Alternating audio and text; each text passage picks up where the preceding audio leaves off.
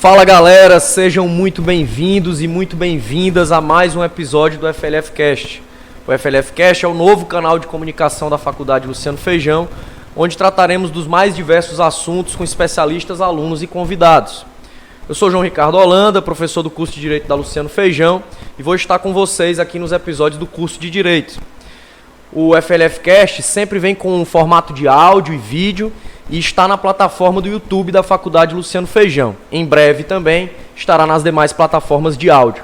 Aproveite o ensejo e dá um like aí, uma curtida e comece a seguir o canal da Faculdade Luciano Feijão no YouTube. O projeto do curso de Direito do FLF Cast está dividido em 4 quadros que se revezarão da seguinte forma. Nós teremos aqui o quadro Dialogando na Prática, onde traremos aqui alguns advogados, especialistas, juízes, promotores, demais profissionais do direito, para dialogar um pouco como é que funciona a prática jurídica do cotidiano deles. Também teremos aqui o Dialogando a OAB, por meio do qual nós traremos aqui algumas pessoas que fazem parte da Ordem dos Advogados do Brasil, para que os nossos alunos e egressos possam entender melhor sobre a categoria. Temos também o quadro Egressos e Profissões, por meio do qual traremos egressos do curso de Direito para falar um pouco sobre os desafios da rotina, do trabalho jurídico, falar um pouco das experiências e dar algumas dicas para as pessoas que estão agora se formando no curso. E por fim, teremos também o quadro Dialogando a Pesquisa, que é do episódio de hoje, onde trataremos sobre pesquisa científica no direito, tanto para os nossos acadêmicos quanto para quem está agora entrando no mercado de trabalho jurídico. Hoje, dia 23 de setembro de 22, eu tenho a honra de apresentar o episódio número 9 do FLF Cast do curso de Direito, tendo como convidados o professor Vitor Vasconcelos e o advogado e egresso do curso de Direito da Faculdade Luciano Feijão, Ciro Coelho de Sá Bevilacqua. Esse episódio, como eu já disse, vai falar um pouco sobre pesquisa científica no direito e tem esse objetivo: trazer para você que ainda é acadêmico do nosso curso e para vocês também que agora saíram para o mercado de trabalho, um pouco da experiência na pesquisa científica no direito. Antes de apresentar os ilustres convidados, eu gostaria de, como sempre faço, agradecer às pessoas que fizeram o projeto ser possível. Em nome da direção-geral da Faculdade Luciano Feijão, um abraço para a professora Isabel, para a Márcia Jordana, também para o professor Lúcio, professor Joaquim. Também quero agradecer a coordenação do curso de Direito, em nome da professora Renata Albuquerque e da professora Cléber Rodrigues. E, muito mais especial, quero também agradecer a equipe técnica que faz com que tudo isso aqui seja possível também, em nome do Diego, do Darlan, do Lucas, da Maria Rita e dos estagiários que estão aqui presentes, fazendo com que tudo isso possa ser possível. Bom, vamos para o tema e convidados do episódio de hoje, tá? O tema de hoje é Dialogando a Pesquisa. No programa de hoje, nós estamos recebendo aqui o professor Vitor Vasconcelos e o advogado Ciro Coelho de Sá Bevilacqua, e nós vamos aqui tratar sobre pesquisa no direito. Quais são os tabus que ainda existem na pesquisa do direito, quais são os desafios dessa pesquisa científica jurídica e também quais são os macetes aí para quem quer começar a escrever no direito. Deixa eu fazer uma breve introdução com o mini currículo dos meus convidados. Eu estou aqui na minha frente com o professor Vitor Vasconcelos, foi meu professor do curso de Direito, sou egresso do curso da Faculdade Luciano Feijão, inclusive. Ele é doutorando em Direitos e Garantias Fundamentais pela Faculdade de Direito de Vitória, possui graduação em Direito pela UVA, especialização em Direito Eleitoral e Processo Eleitoral, é mestre em Direito pela Universidade Federal de Santa Catarina e é advogado no escritório Vasconcelos Advogados Associados, que tem ênfase de atuação no direito civil, administrativo, penal, trabalhista e eleitoral. Ao seu lado está aqui o meu ex-aluno, egresso do curso de Direito da Faculdade Luciano Feijão, de Granja, Ciro Coelho de Sá Bevilacqua, advogado, pós-graduado em Família e Sucessões, pós-graduando em Direito Previdenciário, Trabalhista e Digital. Ele é também da cultura geek, ele gosta de música, ele é nosso ex-aluno aqui, muito querido por mim, muito querido pelo professor Vitor. Sejam bem-vindos ao FLF Cast, sejam bem-vindos de uma forma bem menos formal, porque estão em casa, né? Mas sejam bem-vindos à nossa plataforma, ao FLF Cast. Eu gostaria que vocês se utilizassem desse primeiro momento dos microfones para se apresentarem. Fiquem à vontade aí para se apresentar aos nossos ouvintes. Pode começar, professor Vitor, seja bem-vindo. Professor João, Boa tarde a todos. Primeiro eu queria agradecer aqui o convite do professor João Ricardo a fazer parte desse projeto maravilhoso, o FLF Cast. Bem, como o professor já trouxe aqui, sou formado pela Universidade Estadual Vale do Acaraú. Entrei na universidade em 2004, no meio daquela efervescência da mudança da reforma do Poder Judiciário, da Emenda Constitucional 45 de 2004. Sou formado pela UVA desde 2008. Fiz especialização, uma primeira especialização em Direito Eleitoral e Processo Eleitoral, uma segunda especialização em Processo Civil e Direito Civil, mas essa aí está numa discussãozinha ainda com a instituição, problemas alheios. Sou mestre em Direito pela Universidade Federal de Santa Catarina, através do mestrado institucional aqui da casa, que oportunizou esse acesso a uma universidade tão boa quanto ela, cuja temática de estudo e pesquisa foi a responsabilidade civil da computação em nuvem, né? Foi todo um estudo nessa parte da computação em nuvem. E sou doutorando em Direito pela Faculdade de Direito de Vitória, né? E aí a gente faz também um Dinter, tá? Com outros professores aqui da casa, professores da Universidade Estadual Vale do Acaraú. Ciro, fique à vontade, se apresente aí para o nosso ouvinte telespectador. Prazer a todos que estão assistindo ou ouvindo podcast, FLF Cast. Eu me chamo Ciro Bevilacqua, sou egresso da Faculdade Luciano Feijão. Tive a honra, o grande prazer de ser aluno do professor João Ricardo, do professor Vitor Vasconcelos, que além de professor foi o meu orientador do meu TCC, e hoje estou aqui como convidado, como advogado, como ex-aluno, para contribuir de uma certa forma da pesquisa para tanto os novos alunos, como os alunos que já estão na fase introdutória de pesquisa, até também para aqueles profissionais do direito que querem fazer uma pós-graduação, mestrado, doutorado, que é muito importante saber a metodologia de um trabalho científico. Então, eu sou advogado, sou especialista em direito de família e sucessões, estou também pós-graduando em direito do trabalho, direito digital e direito previdenciário. Atuo nessas áreas na cidade de Granja e aqui eu me sinto em casa, em Sobral, na Faculdade Luciano Feijão, que é a minha segunda casa. Perfeito, obrigado pelas apresentações. Eu quero fazer um corte aqui na nossa rotina do podcast para falar um pouco sobre uma grande novidade social e da comunicação da Faculdade Luciano Feijão, que é a revista FLF Notícias. A revista FLF Notícias, ela foi inaugurada, digamos assim, ontem, aqui na Faculdade Luciano Feijão, dia 22 de setembro de 2022, e ela é a nova revista da comunicação da Luciano Feijão. Então, quero parabenizar o setor de comunicação da casa por esse novo meio de informação dentro do campus da faculdade.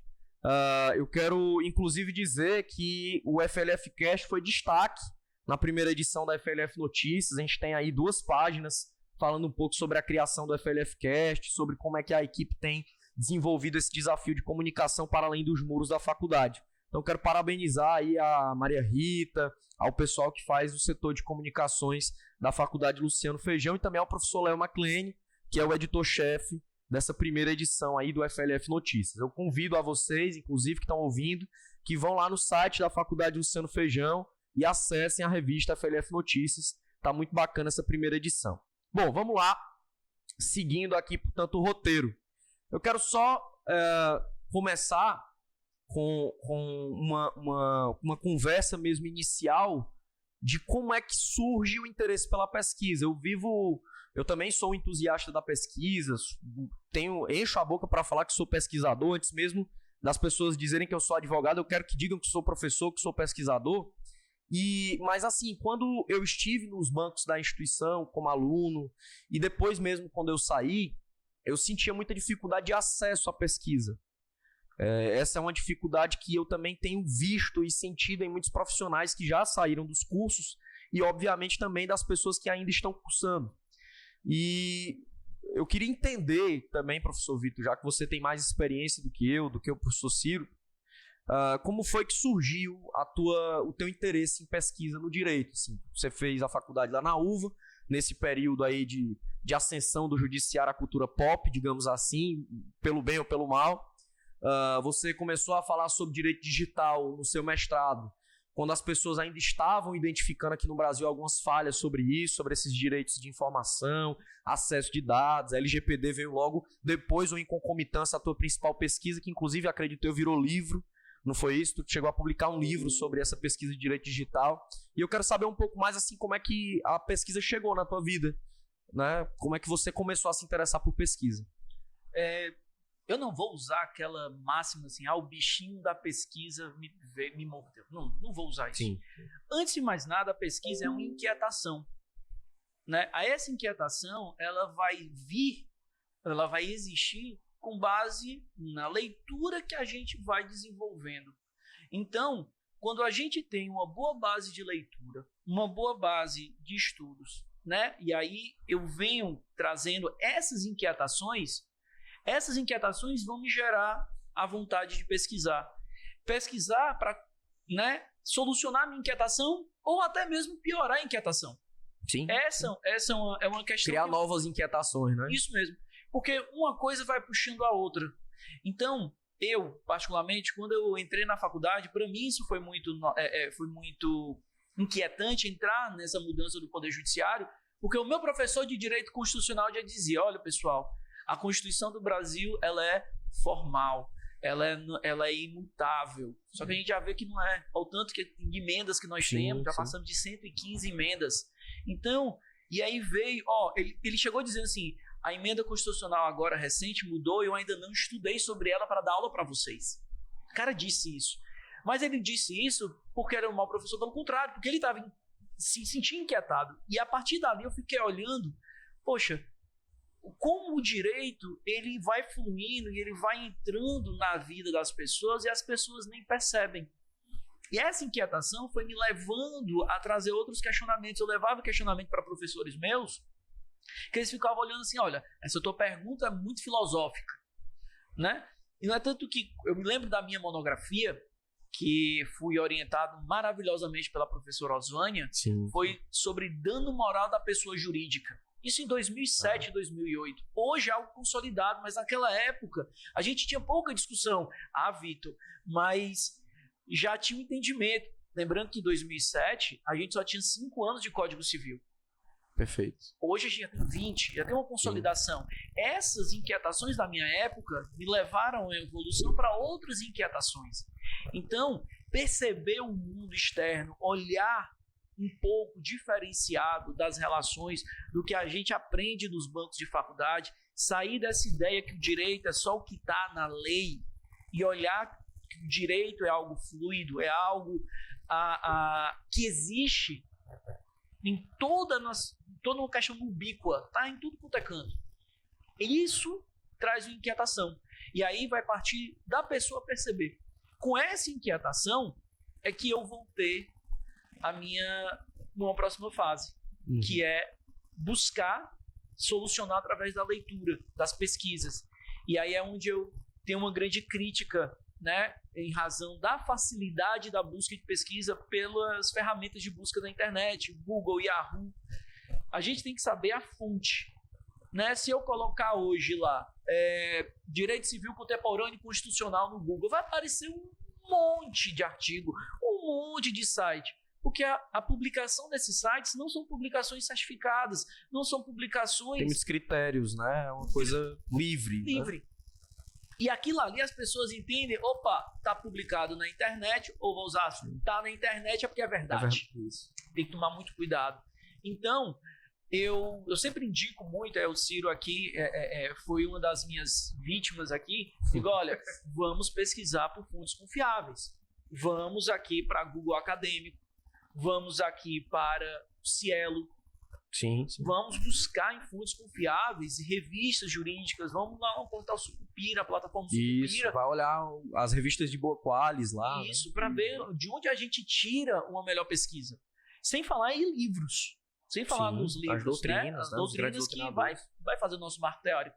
Então, essa minha vontade de pesquisar o direito foi com base na minha inquietação. E essa inquietação eu tenho, desde muito antes de entrar na faculdade, eu sempre queria saber a origem das coisas. Rapaz, por que isso acontece? Por que isso surgiu?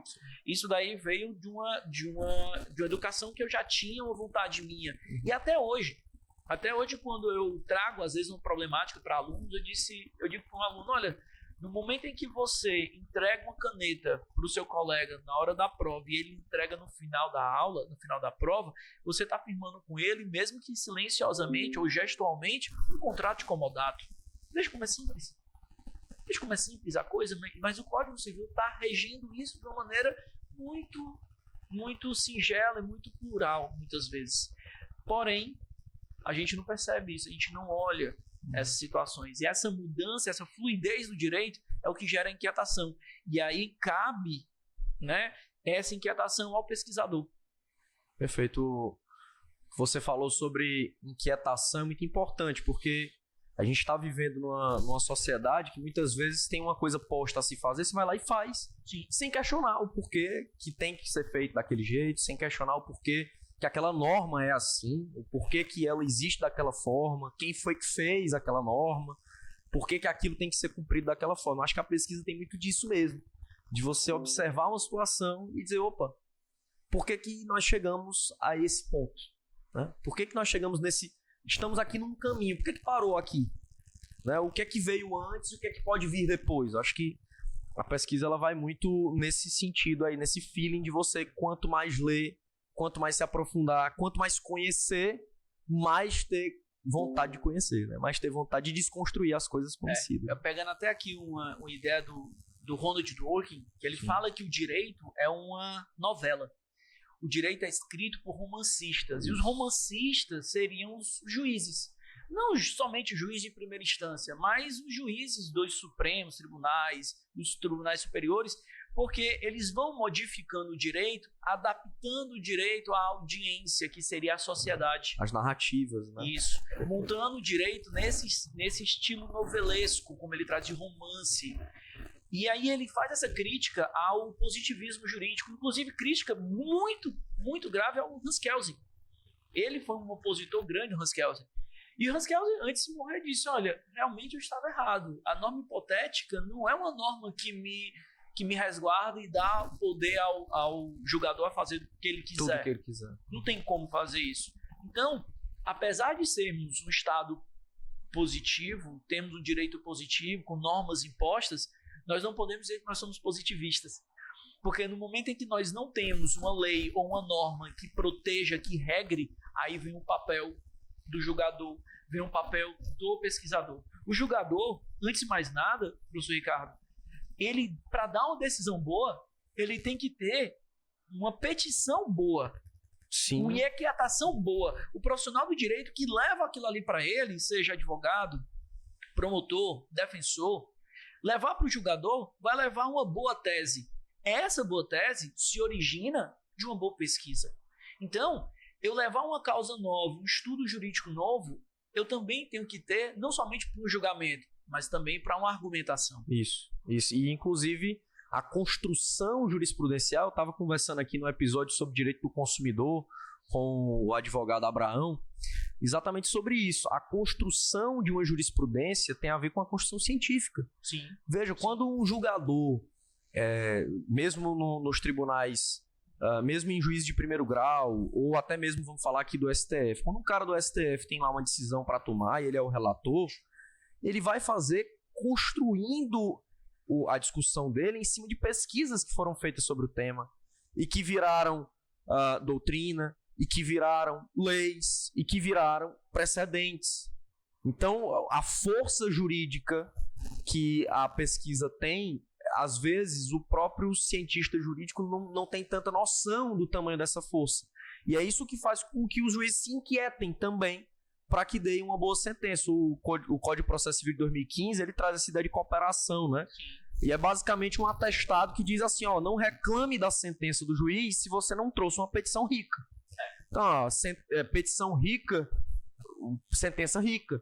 Petição pobre, sentença pobre. Né? Então você precisa se acostumar a isso. Eu vivo falando isso também para os meus alunos, assim, a ideia de você ler mais e escrever mais e tentar publicar mais e escrever mais tem a ver também com o fato de você conseguir dialogar mais com as instituições da justiça, quando você estiver peticionando e tal, né? E não fazer só aquela receita de bolo de milho que todo mundo consegue fazer, porque copia daqui e acolá. Você tem um diferencial, você trazer esse diferencial. Deixa eu bater uma bola aqui agora com o Ciro e também com você, professor Vitor. O Ciro saiu da faculdade agorinha, tá quentinho, né? Tá aí como um bolo que acabou de sair da confeitaria. E o Ciro é um pesquisador. O Ciro, eu tive a oportunidade de conversar com o Ciro algumas vezes, enquanto fui professor de algumas disciplinas dele, e ele me falava de algumas dificuldades que ele enfrentou e tal, de algumas pesquisas que ele tinha feito, de algo que ele tinha publicado, inclusive no exterior. Quero que tu fale um pouquinho sobre isso aqui, Ciro. Mas agora que tu saiu da faculdade, eu queria que tu falasse também um pouco sobre qual foi a tua percepção de pesquisa enquanto acadêmico e agora, na saída, quais são os desafios que tu tem encontrado para isso e se tu ainda está instigado para pesquisar. Fala um pouquinho disso aí, por favor, Ciro. Pronto, João Ricardo, excelente assunto. Primeiramente, eu quero ratificar as palavras do professor Vitor. Eu também tenho essa inquietude. Eu sou um pouco até chato, porque eu questiono tudo. Eu acho que tem uma grande diferença entre você ler e interpretar. Ler, todo mundo sabe ler. Agora, interpretar não está para muitos. Existem várias formas de interpretação. Você pode ler um texto, geralmente, com uma finalidade, a interpretação teleológica. Para que aquele texto, aquela lei foi criada? Então, não apenas aplicar aquela lei limpa e seca, não ser um Carl Schmitt da vida, um positivismo ao extremo. Você tem que moldar. Kelsen, depois de um tempo, até pontuando o professor Vitor, Kelsen, depois, ele viu que, em própria vida que tinha errado e fez a moldura kelseniana, aonde ele estabeleceu até onde poderia ir os parâmetros do positivismo. E o positivismo depois gerou, hoje, o ativismo judicial, que é uma crítica pró e, às vezes, uma crítica benéfica, a depender da situação. Porque o direito, como diria Bauman, ele é fluido, ele é líquido, ele se molda ao pote que é a sociedade. A sociedade vai se modificando e o direito vai acompanhando as modificações sociais. Mas, voltando ao tema, eu, como estudante recém-formado, eu entrei na faculdade já com o intuito mesmo de pesquisar, com o intuito de estudar. Sempre gostei muito da área social, sempre gostei muito da área filosófica, e essas duas áreas já dá na pessoa uma inquietude. E eu sempre perguntava o porquê, para quê, será que isso é a forma certa? E sempre iria tendo aqueles questionamentos. E a pesquisa tem que ir, quando você vai começar a pesquisar, principalmente pelo que você se identifica. Eu me identifico com essa área, com esse lugar de fala, com esse local. Então, eu tenho que, a partir de um ponto específico, eu me identificar e dar o pontapé inicial. O professor Vitor, ele fez um desafio para mim. Eu já estava com um projeto todo em mente na minha cabeça. Era sobre multiparentalidade. Inclusive, é um assunto bem importante que depois a gente pode pontuar a respeito. Foi uma evolução social, legal, porém, ainda existe muita coisa para evoluir nesse tema. Mas o professor Vitor me propôs um tema da área de estudo dele, que era o direito digital. Só interrompendo, Ciro. Aí eu cheguei para ele e disse, e aí, topa? Por isso que eu disse que o Ciro foi uma das minhas vítimas. Porque o aluno às vezes chega para mim e diz, professor, eu gostaria que o senhor fosse meu orientador. Aí é onde eu pergunto para o aluno, qual é a sua afinidade? O que você quer pesquisar? Ele disse, não tenho. Aí eu, posso dar o tema? Pode. Tem certeza? Tenho. Tá bom? Aí eu penso no tema ligado à afinidade minha inquietude. Aí eu levo essa inquietação pro cara, sabe? Aconteceram N vezes. Aí o Ciro falou, não, Vitor, eu queria falar sobre isso. Eu tenho certeza. Está tão batido já, já não tem tanta inquietação sobre o assunto. Vamos pensar sobre outro assunto. Aí eu levei para ele essa temática que Sim, saiu sim. uma monografia belíssima, muito Sim. elogiada aqui da casa, tá certo? Voltando a palavra para ti, Ciro. Não, é um prazer. Não é interromper, não. É pontuar, isso é interessante. Não fui vítima, não. Ele está esticando a baladeira. Foi muito pelo contrário. Essa proposta, ele chegou para mim, Ciro, você aceita trabalhar sobre o tema direito digital? Eu, Vitor, aceito. Agora eu vou escolher o que é que eu me identifico dentro da esfera do direito digital. Como eu disse antes, a gente tem que partir de um ponto que a gente se identifica. E eu, como gosto muito dessa questão social, eu peguei o capitalismo de vigilância, que é um tema muito novo, que está hoje muito em voga, inclusive nessas próprias eleições, com programas que captam conversas, com programas que estão captando aonde nós estamos indo, para onde nós estamos, o que nós estamos fazendo, o algoritmo interpreta as nossas preferências. Então, quer queira, quer não, o Vitor ele atiçou em mim uma certa inquietude que estava adormecida. Ele pegou o tema, eu escolhi o que é que eu queria falar e através desse tema capitalismo de vigilância, chegou uma hora que o Vitor disse, Ciro, para de escrever. Porque já tem coisa demais. Perfeito. Eu já iria entrar em mais temas, porque é um tema muito bom. Quando a gente começa e a gente se identifica com o tema, a gente quer escrever mais. Por mim, eu tinha escrito aqui uma tese, uma dissertação, se fosse possível. Aí é onde vem o problema e o desafio do pesquisador do direito. Na pesquisa do direito, aí o professor João Ricardo já defendeu mestrado, já faz pesquisa, faz artigos, né? Pode me corrigir se não concordar, mas é uma questão que eu vejo, professor. Às vezes a gente quer provar que estamos certos. A gente quer criar uma nova teoria, a gente quer criar um negócio que vai mudar o mundo. Mas nem sempre é assim.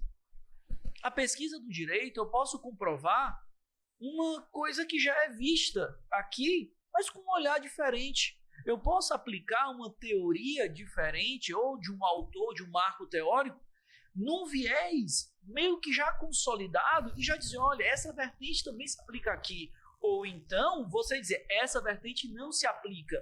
Na pesquisa, não somente a jurídica, na pesquisa como um todo, e aí eu aqui louvo e cito a minha professora do doutorado, a professora Elda Bucindia, que é uma das melhores pesquisadoras da área de bioética. Ela é doutora em enfermagem, doutora em direito. Então, sensacional. Ela é fenomenal. A professora Elda chegou dizendo pra gente assim, olha pessoal, na pesquisa você pode comprovar que você tá errado. Sim. Eu posso dizer que... Você pode passar o trabalho todo desenvolvendo um negócio e no final dizer, mas... Não dá certo. Não dá certo. Exato. Não dá certo. Perfeito. Então, essa é uma questão que muitos alunos que vão fazer a pesquisa, eles querem descobrir algo novo, e nem sempre é. É mais simples eu cuidar e ver o óbvio aqui, mas de um olhar, de um prisma diferente, num calendoscópio mesmo, do que eu criar algo novo que tem que ser consolidado, tem que ser embasado, tem que ser discutido. Para eu ter uma teoria, vou usar aqui, vou citar o Miguel Reale, Fato, Valor e Norma. Miguel Reale, quando trouxe essa ideia da teoria tridimensional do direito, as pessoas dizem assim, vamos aceitar tudo agora? Não! A Faculdade de Direito Largo São Francisco, na PUC, atacou ele demais. Até se consolidar e foi se percebendo, e nos tribunais foi se utilizando essa ideia do fato, valor e norma. E aí se consolidou mais no final da começo da década de 90 e seguiu aí um sucesso que é. Mas ele segurou a teoria. Mas aí segurar uma teoria é muito diferente do que a gente apresentar o estudo em si.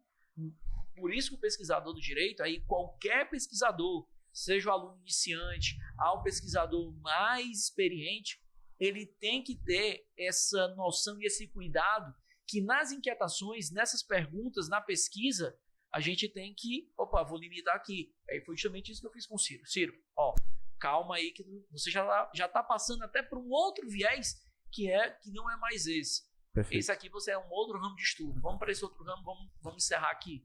Sabe? Eu quero até aproveitar essas provocações para fazer duas observações, né? A primeira delas, indicar que talvez a dica que o Ciro acabou de dar aqui seja provavelmente a mais importante para quem está na faculdade e está encarando o projeto de pesquisa e o TCC logo mais. É o quê? Você escrever sobre algo que lhe afeta pessoalmente. Porque isso vai te dar não só repertório, porque isso lhe afeta, mas vai te dar também cada vez mais vontade de escrever.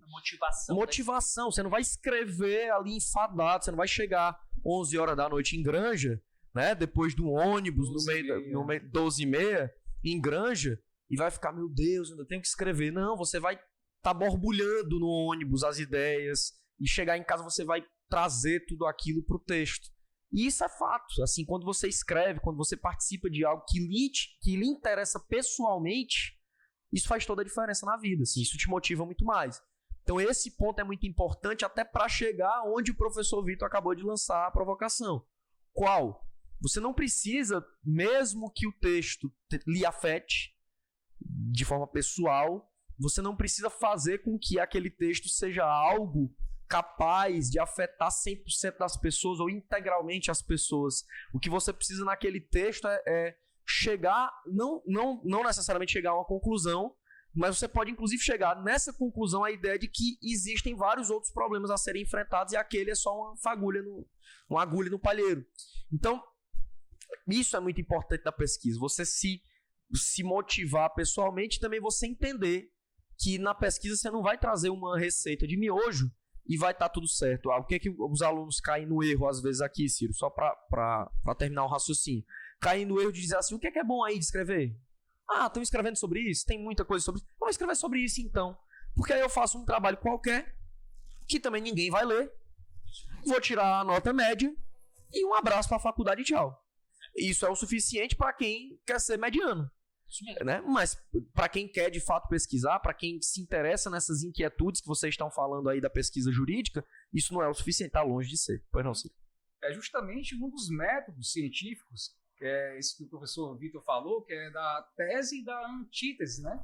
Eu coloco de frente duas teses para saber qual dessas duas eu consigo captar. Uma parte de uma parte de outra.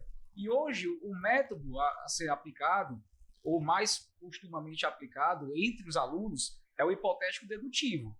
Eu coloco o problema, uma hipótese, eu vou, através dessa problemática, buscar a solução do problema. Hoje, a grande parte dos TCCs, dos trabalhos, eles têm esse método hipotético dedutivo. Que muitas vezes acaba sendo também um pouco equivocado. Você só procura tese que reforça o que tu está querendo dizer. E isso não é pesquisa. Uhum. Isso é uma petição. Né? E é um outro viés que o acadêmico, o pesquisador, não pode ter, não pode sofrer a vaidade. Isso. O pesquisador não pode ser vaidoso, uma vez que a sua pesquisa não é para provar que você está certo, é para fazer uma constatação científica. Muitas pessoas, e aí leigos em sua grande maioria, até mesmo estudantes de direito, eu já escutei isso de profissionais que estão fazendo doutorado que não consideram o direito como ciência. Eu acho isso um absurdo. Absolutamente. Nós somos, né, nós fazemos uma ciência social aplicada. Nós somos tão ciência nesse ponto como uma sociologia, como uma antropologia, uma ciência social. Mas esse ponto de você fazer um reforço da sua ideia, que aí, pegando o que o Ciro trouxe, a tese e a antítese para eu dar a síntese, para eu sintetizar aquela conclusão, eu também me despido de uma certa vaidade. Eu dizer, olha, eu quero dizer que essa mesa é de madeira, mas tudo está me mostrando que essa mesa não é de madeira, essa mesa é de pedra revestida com madeira. Então é esse ponto que eu posso até dizer, estou errado. Perfeito. Isso mesmo. Eu acho interessante demais esse ponto do nosso diálogo, porque justamente eu acho que o maior erro de quem começa a pesquisa e às vezes até se frustra com isso e volta atrás e não pesquisa mais é esse. É você achar que a pesquisa tem que te direcionar a um ponto certo, a um equilíbrio. Muitas vezes a pesquisa é o desequilíbrio, muitas vezes a pesquisa traz a desordem. A minha irmã mais velha, ela estava fazendo mestrado de odontologia e ela estava desenvolvendo lá, numa pesquisa qualitativa, uma espécie de tecido que ajudava a cicatrização na gengiva em procedimento cirúrgico. E ela estava indignada porque na composição biológica e química que ela estava desenvolvendo, não dava certo. E aí eu cheguei para ela e disse assim, cara, mas isso é ciência. Sim. Você vai escrever que essa composição não dá certo e parte para outra. Perfeito. Você tem aqui uma... Você já deu sua contribuição. O dentista não vai mais utilizar aquilo, porque já sabe por meio do teu trabalho que não dá certo. Aí eu até brinquei.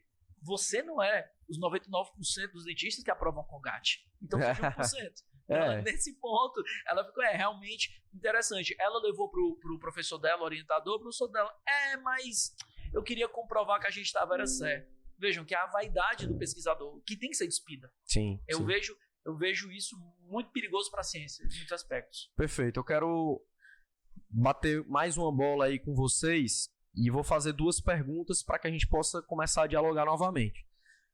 A primeira delas é a seguinte: qual foi a maior dificuldade que vocês tiveram na pesquisa? A maior dificuldade, seja para iniciar, seja para construir uma dissertação, uma tese, como você está fazendo agora. Mas qual foi a principal dificuldade e o que vocês acham que é a principal dica para quem está começando a escrever e está com esse tipo de dificuldade? Qual a principal dica para você reverter essa dificuldade? A segunda delas é deixar esse espaço aberto também para vocês falarem um pouco sobre a pesquisa que fizeram aqui, especificamente no TCC do Ciro, que foi orientado por você, professor. Então, fiquem à vontade. Eu vou falar, para mim, da minha maior dificuldade como pessoa, como pesquisador. Né? Em geral, para mim, não só no âmbito da pesquisa, é a formatação e a formulação do problema, que é a pergunta, que é a inquietação. Porque não basta dizer qual é uma pergunta a nível filosófico eu tentar responder. Porque a minha pergunta, ela vai me levar ao passo seguinte, que é a hipótese. Então, o caminho da pergunta para a hipótese é onde eu tenho um desenvolvimento da minha pesquisa inteira. E aí, para mim, sempre a maior dificuldade foi essa pergunta, porque é muito fácil. Eu quero escrever sobre democracia eletrônica, democracia digital. Ótimo. Sobre o quê? Qual é a sua inquietação? Aí eu colocava desse jeito. Eu quero falar sobre a possibilidade de eleições por plataforma digital. Opa, é possível sim ou não? Mas um sim ou não é uma resposta muito pobre. Para o direito, principalmente, é uma resposta muito pobre. Sim. Então, vamos embora. Não, porque a lei proíbe. Ou sim, porque a lei autoriza, já me quebrava a pesquisa, já me deixava ali anacrônico, já me deixava ali sem poder. Então, a profundidade da pergunta é o que leva a uma profundidade da hipótese. Não somente para uma tese. E aí é onde muita gente tem medo. Por quê? Porque a pesquisa científica eu não preciso falar do geral, eu não preciso falar do tudo, eu não preciso falar de todo um arcabouço histórico, como muitos alunos gostam de fazer logo, vou fazer o primeiro capítulo da parte histórica. Não precisa. O primeiro capítulo você já pode partir para um conceito. De história todo mundo já está cansado. Vamos embora partir logo para a questão conceitual, questões pragmáticas, características, natureza jurídica. E aí é onde tem a beleza da pesquisa. Porque quando você vai pesquisar, como eu sou escritor, eu tenho que subir nos ombros de quem pesquisou. Sim, eu vou pegando aqui a frase do Newton, né? Consigo ver mais longe porque eu estou sobre ombros de gigantes. Então, nesse ponto, quando eu monto a questão conceitual da pesquisa, eu vou estipular o meu conceito sobre direito digital. Eu tenho que analisar os conceitos todos anteriores, ver elementos comuns desses conceitos. Com base nesses elementos comuns, aí eu tomo a ousadia de fazer o meu próprio. E aí o aluno, aí seja o acadêmico de início, o acadêmico mais experiente, que aí eu coloco aqui acadêmico, não somente aquele que está estudando, que não colocou grau, mas o acadêmico que está na academia. Sim. O aluno ele tem que ter essa sensibilidade, essa peculiaridade e esse amor pela pesquisa em si. Para mim, essa é a dificuldade. E em ligar a problemática, fazer uma problemática consistente para uma hipótese, que aí é onde vem. Eu não preciso falar do geral, mas eu tenho que falar daquele ponto específico muito bem. Isso, e muito, durante muito tempo. Durante muito tempo. Então, por essas vertentes é que eu vou puxando outras ideias. Né? No trabalho científico, a gente sempre desenvolve o trabalho em 3 partes. A parte conceitual, a parte de desenvolvimento do trabalho, que essa parte de desenvolvimento do trabalho é onde você vai ligar o conceito com a parte conclusiva. Não necessariamente são 3 capítulos. Sim. Eu posso estar falando aqui... Você pode usar, por exemplo, 3 capítulos para o desenvolvimento. Sim. Por exemplo. Isso mesmo. Eu estou com um artigo, né, já perto da publicação na revista da Justiça e Direitos Fundamentais, em que eu desenvolvi um estudo, né, a minha inquietação era o seguinte: na campanha eleitoral de 2020, no meio da pandemia, os prefeitos que estariam indo para a reeleição estariam cometendo atos de improbidade administrativa por juntar para a aglomeração aquelas pessoas, né, deixando de se valer dos princípios constitucionais e deveres fundamentais. Então, eu desenvolvi todo um estudo, né, científico dentro desse ponto, obviamente um artigo um pouco mais limitado, mas eu passei por toda essa ideia conceitual, falei de improbidade, falei do que era o dever fundamental à saúde, o dever fundamental às medidas protetivas da pandemia, da Covid, até chegar a uma conclusão. A minha conclusão inicialmente, olha aí como eu fui, né, a gente tem que ser despido. Minha conclusão era, sim, ele é improbo. Eu mandei essa pesquisa e mandei para a revista em agosto de 21. Em outubro de 2021 veio a mudança da lei de improbidade, dizendo que precisava de lei de um dolo específico. O editor da revista, o conselho editorial, voltou o artigo e disse assim, ajuste com a nova lei e vamos mandar para publicação. Eu, ótimo. Ajustei e na minha conclusão eu disse, ele não é mais improbo, porque ele teria que ter o dolo. O dolo dele era fazer propaganda política. O dolo dele era fazer o ato de campanha, propagar suas ideias. Então vejo que eu me despido. Senão eu poderia fazer um enxerto e dizer, olha, a lei faz isso, ele assume o dolo eventual, mas não. Então, essa dificuldade de montar a boa problemática, uma boa hipótese, é o que faz o caminho da boa pesquisa. Aconteceu coisa parecida comigo aí entre 2018 e 2019. Eu tinha um artigo, inclusive junto com a professora Renata, sobre a execução provisória da pena. E eu, enfim, a gente chegava a algumas conclusões hermenêuticas sobre os porquês de o STF ter dado aquelas decisões e de ter, inclusive, escolhido decidir em habeas corpus de forma concreta ao decidir as ADCs que estavam em andamento. E aí, depois de aprovado o artigo, muito próximo da publicação, o STF tomou as decisões nas ADCs. E aí a revista também mandou voltar e desatualizar. Eu disse, ótimo, porque basicamente comprovou o que eu estava discutindo na pesquisa. Então foi perfeito também esse feeling aí. Inclusive eu tenho uma ideia aí, viu, Ciro e Vitor? Tô até falando no episódio, pode ser que roubem minha ideia, mas eu tô com a ideia de escrever um artigo, tô até convidando vocês para serem coautores. O artigo seria A Volta dos Que Não Foram, que é um artigo sobre a nova lei da improbidade administrativa. A volta dos que não foram. O pessoal já tinha ido, mas tá voltando, porque a lei da improbidade mudou. Enfim, Ciro, os teus desafios aí, os principais desafios da pesquisa. Tá certo, vamos lá.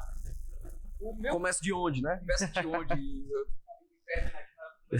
Eu que o homem fala, viu? Desculpa aí, cara. Mas é bom assim. O Vitor, ele fala que a questão da problemática de estabelecer um foco como ponto de partida, esse limiar, às vezes, é o meu problema.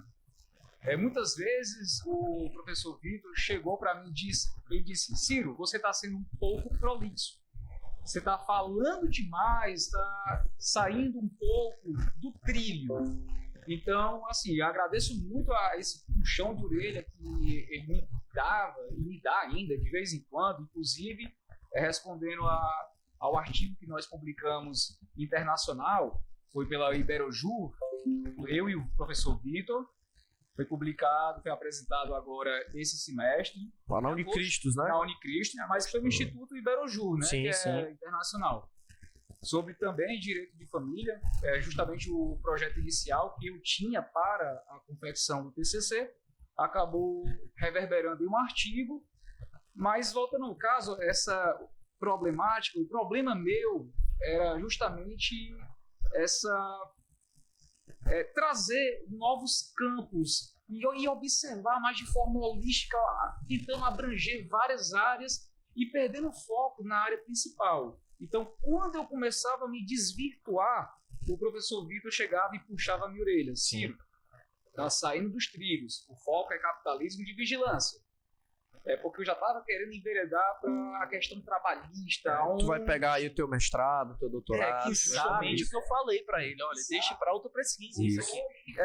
É uma novidade. Hoje, grandes empresas estão contratando e demitindo por algoritmo.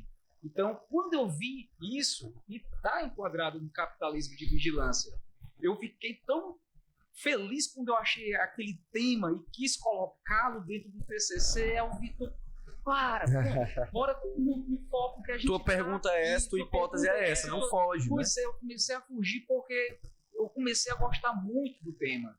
E quem sabe, no futuro mestrado, estou namorando, né? Acabar essa pós, eu vou começar a pensar no mestrado. Pronto, a dificuldade maior foi essa inquietude de querer procurar mais e acabar divagando por outros caminhos e fugir do tema, fugir do foco. Igual uma redação, né? Você está fugindo do tema, acaba diminuindo pontos. Então, não é interessante você sair daquele trilho pré-estabelecido desde o começo. Acho que dentro da lógica que a gente chegou aqui na conclusão de que a gente precisa se afetar com a pesquisa, existe a coisa de que você precisa se manter em leituras. Você precisa se manter entendendo o que está acontecendo. Então eu vivo falando para os meus alunos, leiam o Conjur, leiam o Dizer o Direito, leiam o Jota, leiam o STF, as notícias, os informativos dos tribunais. Porque boa parte das pesquisas que me vêm à mente são instigadas por intermédio de notícias que eu leio sobre as coisas que estão acontecendo naquele momento. Então, se o aluno continua lendo artigo científico, se ele continua vendo a notícia do que está acontecendo, do que está sendo julgado, o aluno tem mais potencial de se inquietar com várias coisas. Eu tenho um formuláriozinho aqui no meu celular de coisas que eu me inquieto e vou anotando para eu pesquisar depois. Muitas delas vão ficando para trás pelo caminho. Então tem coisa aqui que eu anotei na época do mestrado e ainda não pesquisei a respeito. Mas são coisas que, por ler uma notícia, por ler uma jurisprudência, uma decisão judicial, uma petição inicial, um artigo científico, por uma discussão de boteco, eu acendeu uma luz na minha cabeça e disse, cara, eu tenho que pesquisar sobre isso. E aí eu deixo lá e vou pesquisando e vou sugerindo aos meus alunos também e tal, pra gente fazer pesquisa nesse sentido. Eu brinco aqui, até hoje eu pesquiso sobre política de resíduos sólidos. Até hoje, pesquisei isso no TCC, pesquisei isso na pós, pesquisei no mestrado e vou pesquisar no doutorado. Meu projeto de pesquisa tem a ver com isso. E tudo isso porque um dia eu tava de Topic, indo pra uma cidade pertinho aqui de Sobral, olhei pro lado e tinha um lixão pegando fogo. Eu disse, de quem é a responsabilidade por isso? Cheguei em casa, liguei o notebook e fui procurar. E achei interessante e fui fazer meu TCC sobre isso. Então foi uma coisa que me inquietou uma vez na vida e hoje eu sigo essa trajetória científica e talvez seguirei até o final da minha vida acadêmica. Então as pessoas precisam se manter, se provocar, elas precisam se manter se provocando, né? Elas precisam manter se provocando. Manter aceso aquela chama da provocação. Exato, de se inquietar. A minha inquietação da pesquisa do meu mestrado, que era a responsabilidade civil da computação em nuvem, é o seguinte, tudo é computação em nuvem hoje. Quando eu coloco um arquivo meu no Google Drive, se cai o Google Drive, como é que eu recupero esse meu arquivo se eu não tiver ele no backup físico? E se for algo importante, for um contrato, uma foto, um vídeo? E aí, essa inquietação, que é natural, é inerente ao pesquisador, é onde a gente tem que ter sempre, e vão surgindo novas.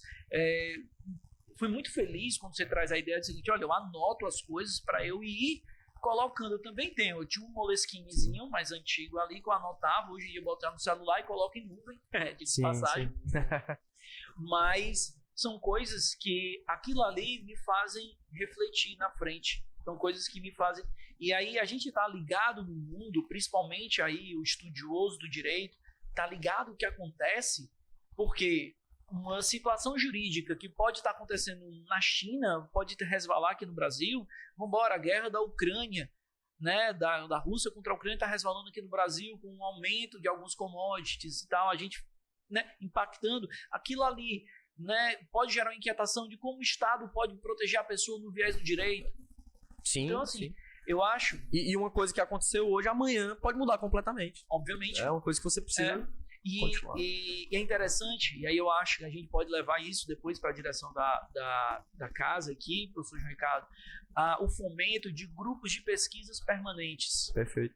Certo? Temos um grupo de pesquisa aqui da professora Renata, ligado à FUNCAP, se eu não me engano. Sim. Mas a ideia de um grupo de pesquisa permanente é uma ideia que vai desenvolver a pesquisa temática geral a longo prazo. Né? Aí eu trago uma experiência aqui do doutorado. A gente tem um grupo de pesquisa sobre deveres fundamentais. Todo ano, metade do grupo vai escrever um projeto e a outra metade um artigo sobre uma temática definida no começo do ano. Então, a gente está agora na temática, olha a ideia, desastres e mudanças climáticas e os deveres fundamentais. Essa é a ideia geral. Você, aluno, pesquisador, você vai olhar agora e catar alguma coisa ao seu redor que tem a ver e você vai fazer o link com deveres fundamentais. Isso dá uma certa base ali, né? Dá uma orientação. Essa é uma ideia da gente ter um grupo de pesquisa permanente e aí fomentar isso com os professores, com ligações de pesquisas, né, com gêneros, para que se possa desenvolver. E aí, isso daí é um manancial de potenciais artigos o tempo todo. Porque o cara faz um projeto de pesquisa de um artigo no semestre e no outro ele vai escrever. O meu agora, que eu tô... Aí vem o meu grande problema agora, fazer a problemática, é juntar. Eu quero falar da seca no Ceará, no Nordeste, e os deveres fundamentais. Eu quero trazer a ideia de que empresas têm os deveres fundamentais de economizar água, não somente por uma questão ambiental óbvia, mas em razão do homem, né, da pessoa que sofre com a falta de água. A gente, em cidades desenvolvidas, onde tem aí um abastecimento de água bom, ótimo, mas a pessoa que está lá no distritozinho, lá da Santana do Acaraú, no Lungu, por exemplo, que é onde falta água, o cara tem água de poço profundo salobra. Sim. O cara não consegue nem ter água para os animais, porque o animal come e morre dias depois por causa de uma elevação do sal no sangue. Então, essas inquietações, por exemplo, a gente vai levar para o direito, mas aí eu vou olhar no viés jurídico, no viés antropológico, talvez, viés social, talvez, e isso daí vai ser o corte, né? O recorte que eu vou colocar dentro do artigo. Perfeito. Que é uma outra ideia a ser colocada. O Ciro, eu vou levar isso para a área trabalhista. Ciro, esse não é o teu recorte. O teu recorte está aqui dentro. Vamos falar do capitalismo de vigilância. Até eu quero ratificar a pergunta que eu já havia feito e a gente, todo mundo aqui pesquisador, né? A gente gosta da coisa, a gente está conversando muito. Mas quais são os planos aí? Fala um pouquinho sobre a pesquisa que vocês fizeram aqui. Acho até que vocês já falaram. Mas quais são os planos para ela além graduação? Assim, o que é que vocês estão pensando? Vocês estão pensando em transformar o TCC em algum artigo? Estão pensando em fazer... Como é que é o pensamento de vocês para além graduação aí dessa pesquisa? Eu vou falar por mim aqui. Eu já intimei ele para fazer artigo da pesquisa para a gente publicar aqui na casa, com a revista que o professor Léo McLean está querendo fazer. Sim. De artigo científico dos egressos. Comped também vai abrir. Comped. Aí a gente já vai para um outro viés, por exemplo, o capitalismo na área trabalhista, argentino por Comped. Então, a pesquisa do Ciro, né, foi baseada no capitalismo de vigilância. O que é esse capitalismo de vigilância? Eu estou trocando em miúdos, eu vou passar a bola para o Ciro explicar aqui melhor. É a coleta de todos os dados possíveis que possam ser feitos através de dispositivos eletrônicos inteligentes, né, internet e tudo mais, que a pessoa possa ser individualizada e aquilo ali é colocado e vendido e mensurado, certo? E então esse capitalismo, ele vai controlar, né, as nossas tomadas de decisão, ele vai controlar a nossa vida social, mesmo que a gente entenda que a gente não quer aquilo ali, ele coloca a ideiazinha, um inception ali na nossa cabeça. Você procura um tênis na internet, daqui a pouco tem 78 divulgações de tênis diferentes no seu e-mail. Ou até mesmo você só conversando sobre o assunto, isso daí já dissemina, porque os telefones hoje, os smartphones, eles têm os microfones ligados o tempo todo. Então, eles estão captando. E isso daí, para essas grandes empresas, Google, Apple, Facebook, elas vendem essas informações. A gente tem aí uma prova disso, o Brexit, Sim. que é a saída do Reino Unido da União Europeia. Foi com base no capitalismo de vigilância. A eleição do Donald Trump, onde o Donald Trump ele intensificou mais o pedido de voto em locais que ele poderia ganhar com mais facilidade e outros, né, ele disse, eu não vou investir aqui porque o pessoal não vai, eu vou falar diferente. Então, a tomada de decisão... Tem mudado a nossa democracia, inclusive. Sim, né? Então, a ideia de fake news ou não, tá tudo no capitalismo de vigilância. Então, assim, eu vou passar aqui pro Ciro, que ele vai explicar um pouquinho melhor, mas os meus planos é a gente pegar essa belíssima monografia dele, transformar num artigo e publicar aqui na casa e valorizar o egresso, valorizar o estudante, valorizar a produção científica da casa. Perfeito. Só dando continuidade, antes de falar sobre a questão do trabalho em si, hoje mesmo, ao abrir o Facebook, eu me deparei com postagens dizendo que o desemprego no Brasil diminuiu. Aí depois outra postagem... Só um detalhe, tu ainda abre o Facebook? Sim, ainda abre. Sou um pouco antigo. Dizendo que o agro é a solução. Então, assim, certas pílulas que são colocadas ali dentro do Facebook para tentar modificar o senso comum, nosso entendimento. O IBGE mudou os parâmetros de desemprego. Emprego era quem tem carteira assinada. Hoje não, qualquer bico é emprego. Então, assim, o desemprego do Brasil diminuiu. Mas por que diminuiu? Porque mudaram a forma, a estatística que foi elaborada para dizer o que é e o que não é emprego. Mas não vem ao caso o capitalismo de vigilância, aonde começa a colocar pílulas que vão passando pelos nossos olhares. E aquilo pode modificar uma escolha de um voto, um viés de um pensamento político, de uma vertente política, acaba direcionando a gente a um determinado viés. Então, essa manipulação faz com que nós sejamos produtos. Sim. Não só nós produtos. Nós somos produtos e, ao mesmo tempo, somos vendidos. A gente compra e vende a nós mesmos. Porque eu tô falando aqui, rapaz, meu tênis rasgou. Do nada aparece um tênis no Facebook, no Instagram, um tênis lá para eu comprar. O capitalismo de vigilância, ele tá me vendendo e eu compro aquilo também. Então ele faz duas coisas, ele mata dois coelhos com um tiro só.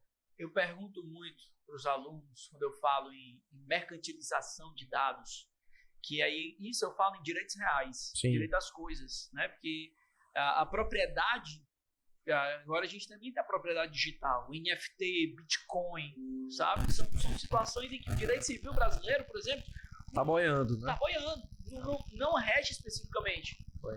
Isso daí eu pergunto para o aluno, meu amigo, me responda uma coisa, quando você faz a sua aceitação no aplicativo do TikTok ou no aplicativo lá no Instagram, do Facebook, você lê o termo de serviço, você lê aquele termo do usuário, ou você só clica lá, lê tudo, aceita e tchau.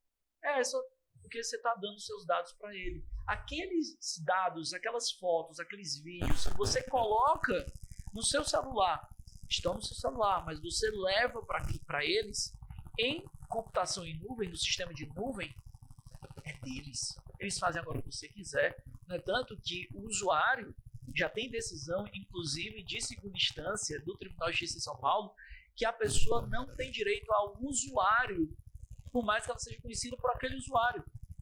O cara não pode registrar. Os jogadores aí, por exemplo, de Free Fire, de LoL, de Counter-Strike, que usam o apelido, eles estão indo registrar o apelido deles, mas o usuário, @alguma coisa, Não pode. não é dele, é do aplicativo. Por mais que ele registre aquilo ali, ou no nome dele, ou no INPE, onde quer que seja, mas o usuário é do aplicativo.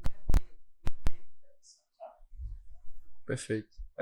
Pronto, agora voltando ao caso sobre o que eu pretendo fazer com o artigo, dar continuidade ao trabalho, dividi-lo ele, igual o Jack Stripador, em partes, TCC, e fazer paralelo artigos e até estendê-los, como no caso ficou pendente o capitalismo de vigilância dentro da seara trabalhista.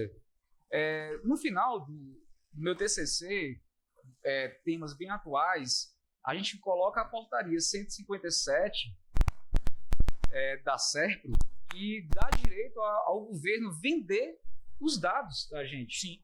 Então isso é bem atual, é desse ano.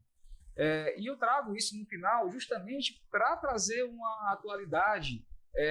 Quando o IBGE, antes de começar o recenseamento, teve uma decisão judicial proibindo que a base de dados do governo ou a base de dados de empresas privadas fosse utilizada para o recenseamento.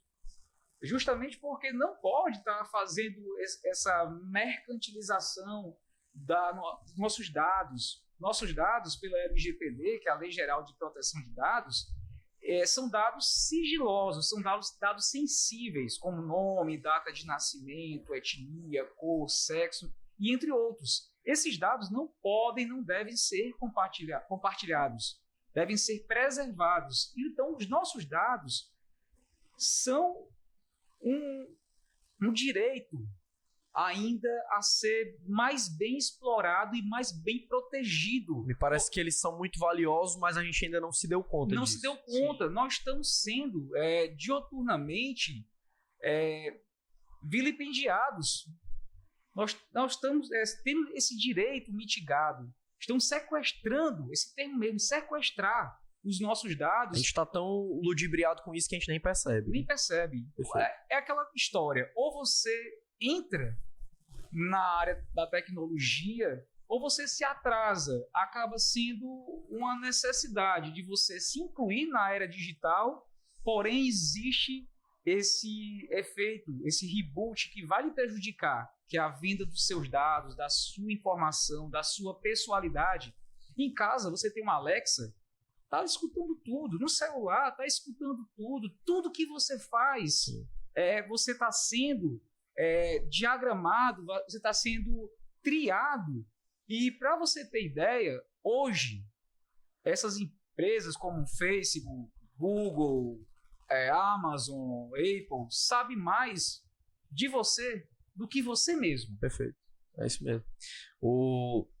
Tava falando aqui que a gente vai precisar de um outro episódio só para falar de democracia digital, dos riscos e tal, dos direitos relacionados a isso. Só sobre isso, que é muito interessante. A gente fala do Zygmunt Bauman e do Norberto Bobbio, que ele fala divinamente bem a respeito, juntando os dois, o Bauman e o Bobbio, a respeito dessa liquidez, dessa fluidez da era digital e o problema da fragilidade da democracia. Sim, ótimo. Inclusive, é um dos capítulos do TCC. Vamos falar um pouquinho sobre isso aqui em outro episódio. Vamos marcar um outro podcast. Deixa eu mostrar aqui para vocês. Isso aqui é o trabalho de conclusão de curso do Ciro, Capitalismo de Vigilância e os Reflexos da LGPD na Liberdade dos Cidadãos, orientado pelo professor Vitor Vasconcelos.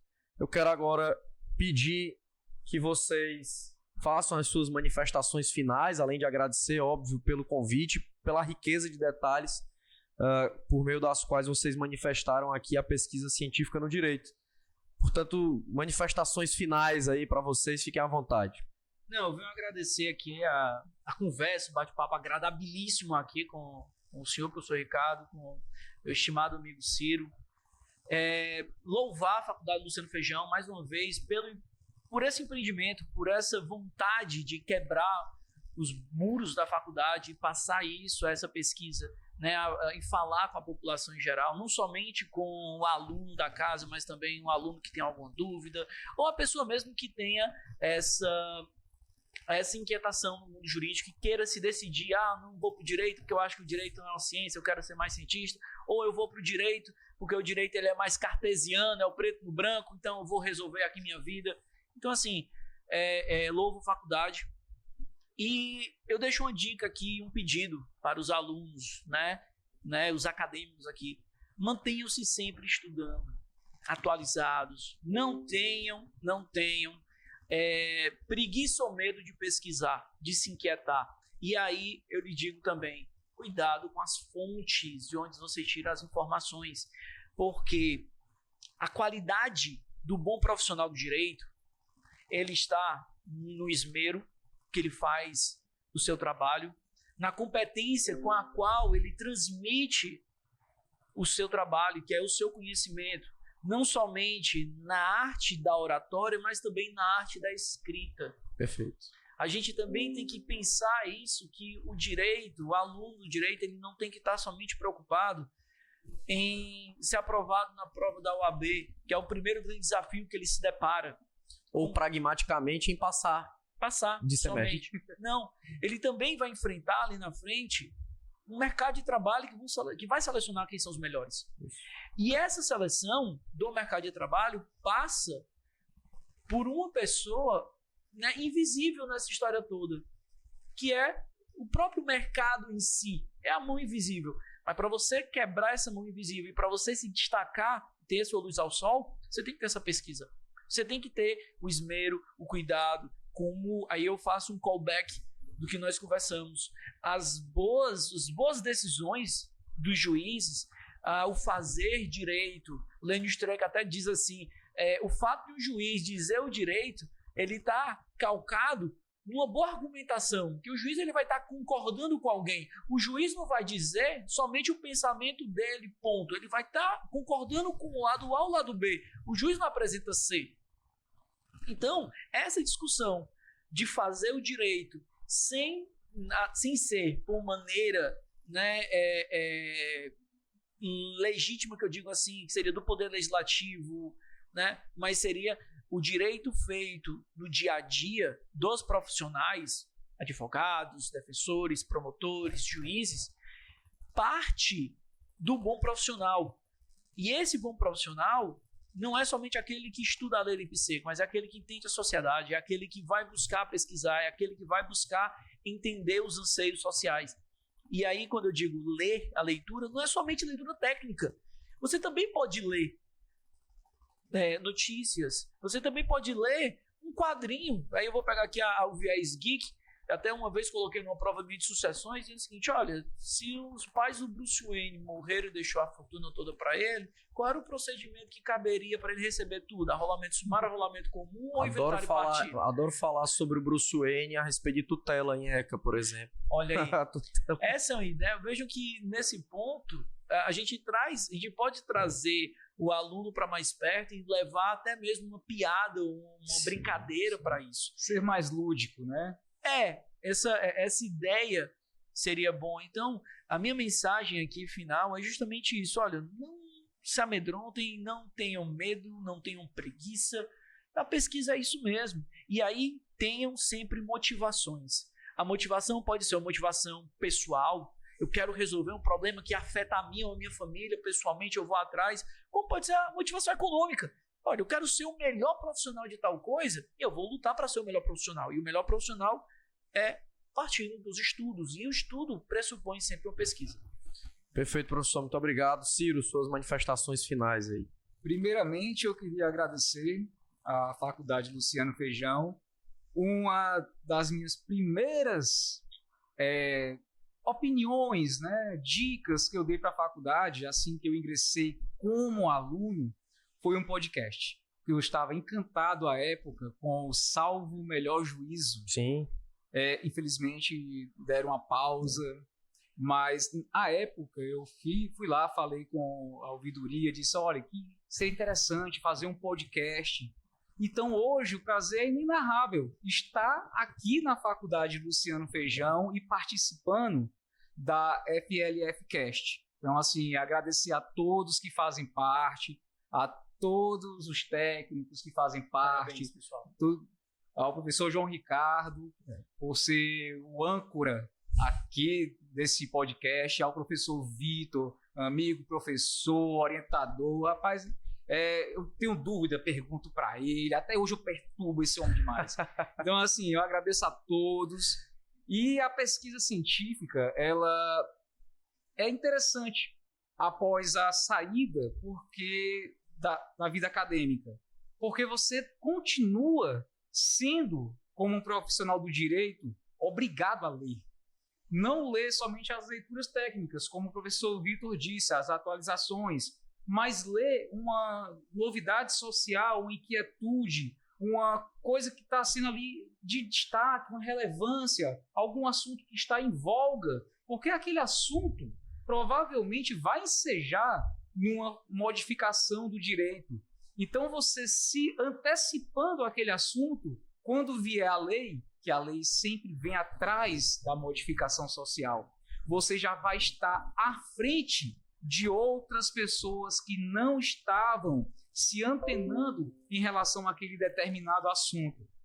Por isso que a leitura, a atualização técnica, ela é importante, mas não só ela, e sim buscar a leitura social, o que é que está acontecendo à sua volta, na sua cidade, no seu estado, no próprio país ou mesmo no mundo, porque tudo modifica tudo. Nada é, tudo está. Então, perfeito. A gente tem essa modificação constantemente e cabe a nós, como pesquisadores, como profissionais do direito, estar sempre se atualizando e se antenando nas mais diversas áreas possíveis. E agradeço mais uma vez a todos. Muitíssimo obrigado. Perfeito. Eu quero deixar aqui um agradecimento especial a você, professor Vitor, a você, Ciro, pela presença, pela boa conversa. Eu acho que vai ter parte 2 aí desse nosso episódio. Pode me chamar. Espero que sim. Quero agradecer também novamente a equipe técnica e quero agradecer também ao aluno Júlio César, que está aqui, é um dos voluntários que está ajudando a fazer o FLF Cast, além da equipe técnica aqui, em nome desse pessoal que faz com que isso aconteça. Bom, se você tem dúvidas sobre a Faculdade Luciano Feijão ou deseja enviar sugestões para o nosso podcast, entre em contato pelo telefone 31 12 1001 ou por meio das nossas redes sociais, @FLFeijão, sem o tio, e @direito FLF _oficial. Sigam também o canal da